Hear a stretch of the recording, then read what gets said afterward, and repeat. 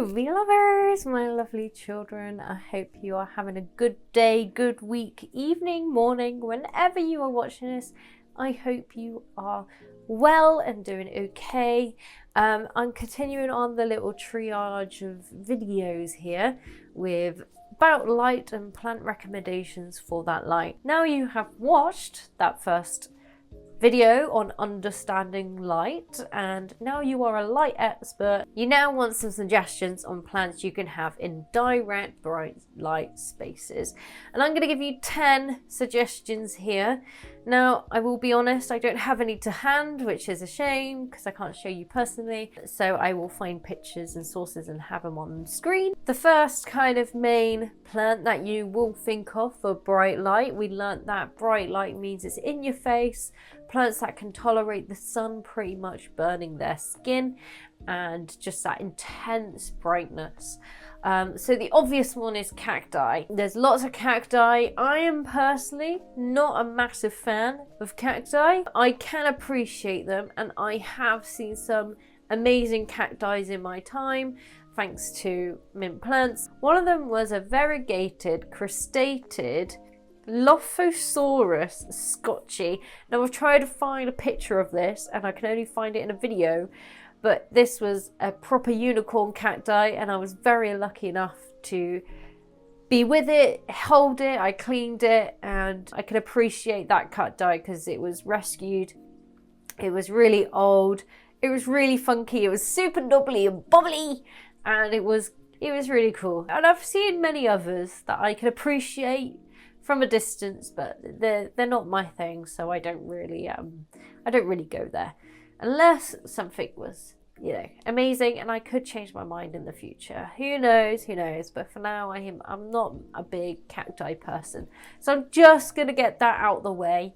And that is not in my 10 suggestions, but it is one big massive suggestion is cacti. Right in your face, cacti.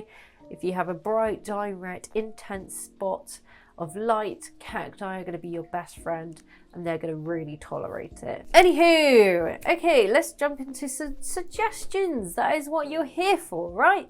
So the first one I'm going to suggest is a sago palm. Now this palm is really cool, it's a bit spiky, but it has this really interesting bulbous thing here. It's a really interesting looking palm if you like that kind of thing, a bit more green. Watering isn't much, you just need to water it when it is very, very dried out, and you could probably leave it dried out for a period of time before watering it again. It stores all of the water in that bulbily, knobbly bit at the bottom as it grows. So that is my suggestion number one. Number two is your classic aloe vera plant. Now aloe veras come in all different shapes and sizes.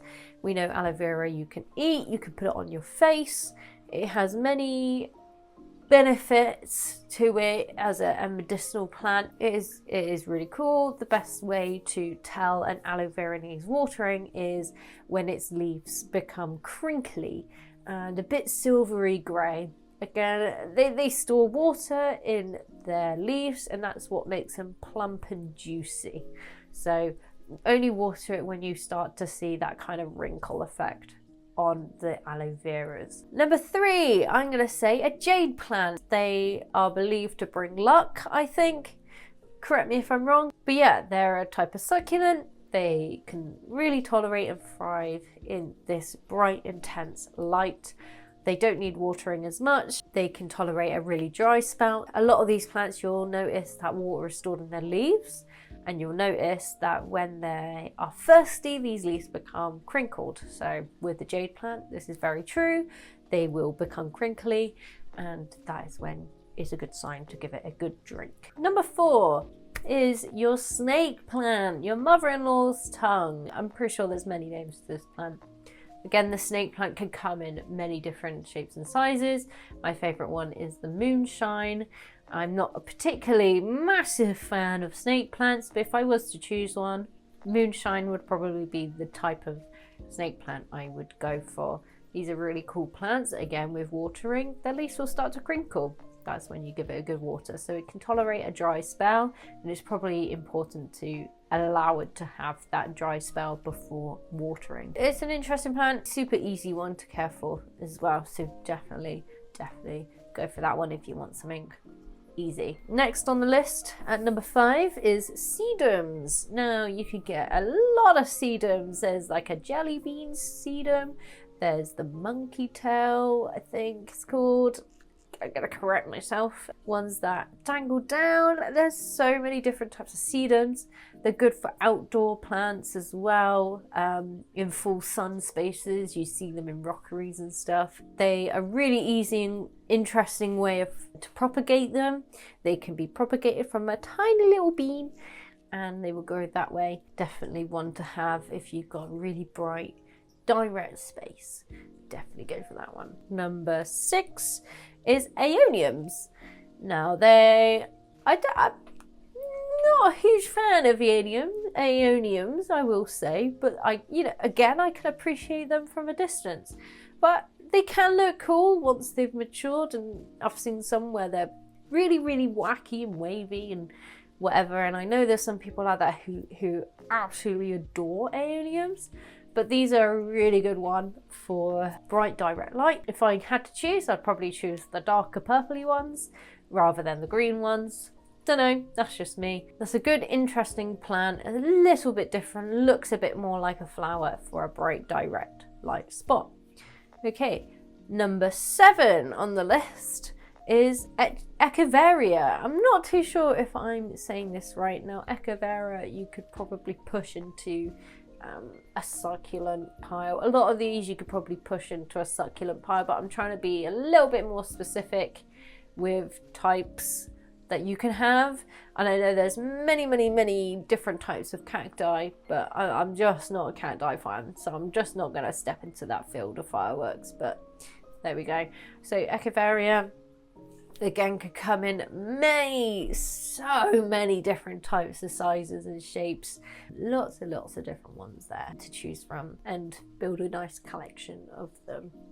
So next then at number 8 is lithops. Now lithops I think look very rude. They look like little buns. And their nickname is living stones. And you may see lithops like these teeny tiny little things. They can be tiny, they can be rather large. There's quite a lot of different types of lithops, and they throw out these weird little flowers right in between their butt crack of like bright yellow flowers, or I think maybe pink. Lithops are an interesting little thing that you can have in a bright light spot. Number 9, I can count. Number 9 is types of Horthia. Now Horthia look very similar to aloe veras, but they are a little bit more tougher in leaves. Again, Horthia can come in so many different shapes and sizes. You can have so many different ones. You can have stripy ones, and they flower. They will spruce up this really tall looking like stem, and it will flower on the end of that, and then it will die down. It can flower multiple times. It won't just do it the once. And again, watering. With many of the plants that I have said previously, and the ones I might have not said about watering, they store water in their leaves. So when it's crinkly, you what? Water! And you what?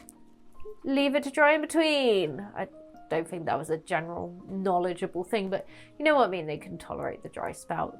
One more time. When their leaves crinkle, then you water. Whee! Well done. So then, number 10. Now here's a more interesting plant that I have recently come across, which I really love, is the cardboard plant. Now I thought I'll throw a little plant there, a bit of a woohoo, skoo whiffy one there. But the cardboard plant is so interesting. It might look familiar to the first suggestion of the sago palm, where it has that bulgy thing at the bottom and it grows leaves at the top. The cardboard plant is a type of palm. It's a really cool plant. Again, can tolerate that really dry spell, and probably a better thing to leave it more, how am I saying this? It's this plant is better spending its life dry than wet. And that goes with most of these plants, and I hope that makes sense and what I'm thinking and trying to get across to you. Let me know down below if you got me. That's 10 plants for your bright direct light spot. If you haven't watched the video before about understanding light and where you sit on the bright to low light spectrum, I suggest you go and watch it because you want to know. I'm telling you now, you want to know. So go and watch it. But there's going to be another few videos on moderate light plants and low light plants to come. So make sure you are subscribed down below with your notification bell. And you know that helps me out so much. And I appreciate all of you. And from here, that's goodbye from me. All right, me lovers. I'll see you next time. Bye.